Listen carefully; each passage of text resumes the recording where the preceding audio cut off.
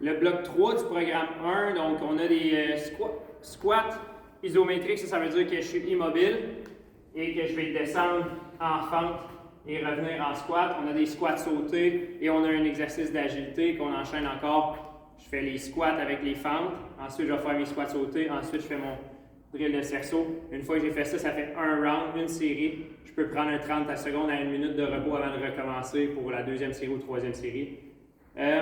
Donc, pour le squat, donc, je fais un squat qui n'est pas trop large. Je vais essayer un squat un petit peu plus rapproché. Donc, comme ça ici, avec mon dos droit. Donc, je peux lever mes coudes ici, ça m'aide à garder mon dos droit. Si je laisse mes coudes descendre, mon dos devient rond, je ne veux pas ça. Je veux pousser mes coudes vers l'autre. Tu vois, mon dos vient de se redresser. Puis, pendant que tu es dans isométrie ici, tu peux aussi essayer d'avancer un petit peu les genoux, même si tes talons décolleraient un petit peu du sol. Tant que ton dos est bien placé, c'est correct aussi. Donc, ici, mais quand je descends dans ma fente, là, mon talon, je veux qu'il soit au sol, je ne veux pas être sur la pointe des pieds. Donc, aux 3 secondes, donc je me place un chrono par terre et je me place en squat. Et là, 1, 2, 3, 4, 5, 6, 7, 8, 9. Donc, aux 3 secondes, je vais descendre selon le nombre de répétitions qu'on te demande.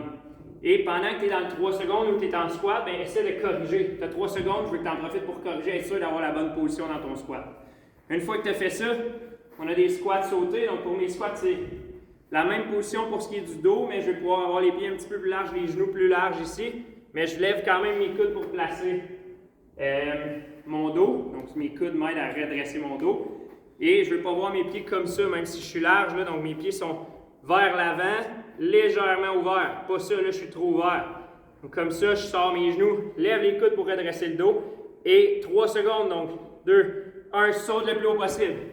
Ces 3 secondes-là, si tu utilises ton chronomètre au sol, je veux que tu attendes d'être dans la bonne position et là, je regarde mes 3 secondes. Donc, si je saute, je reviens, mon 3 secondes n'est pas commencé tant que je ne suis pas bien placé dans mon squat. Ensuite, je saute le plus haut possible et j'amortis. Puis souvent, quand tu vas sauter au début, tes pieds ne vont pas arriver dans la même position. Donc, prends le temps de replacer tes pieds, descends ton beau squat, quand tu es dans la bonne position, compte le 3 secondes et saute le plus haut possible. Les 2 premiers exercices, on peut les faire avec un dumbbell enroulé. Donc, si tu as un tapis de yoga à la maison, des poids, ou ça pourrait être avec quelque chose, un sac à dos que tu tiens sur tes épaules. Donc, je l'enroule, puis les 2 exercices, je peux les faire avec un petit poids. Puis comme ça, bien, ça m'aide aussi en le dressant à garder mon dos droit, puis ça ajoute un petit poids si c'est facile sans les poids. Mais même si je n'ai pas de poids, je saute mon plus haut possible. Même si je n'ai pas de poids, c'est très payant pour la puissance, en autant que tu sautes ton plus haut possible. Ensuite, un drill d'agilité, donc cerceau, mais à la maison, tu n'as pas de cerceau, tu fais juste mettre 2 lignes au sol. Et le drill, c'est in, out, out. Donc in, out, out, intérieur, extérieur. Et là, tu vois, c'est mon jambe droite. Ma jambe droite qui rentre en premier. Donc, à chaque fois qu'elle rentre, 1, 2, 3, 4, 5. Et là, je veux le faire le plus vite possible selon le nombre de répétitions demandées. Donc là, j'ai fait ma jambe droite. Je prends 10 secondes de pause et je me repositionne. Quand ça fait 10 secondes, je peux regarder mon chrono. Donc, je suis sûr que j'ai vraiment pris 10 secondes de repos. Et je vais faire gauche, droite. Et le plus vite possible. Encore une fois, drill d'agilité. Je vais aller le plus vite possible, mais je veux bien le faire. Fait que si tu pars le whoop, ça change de pied.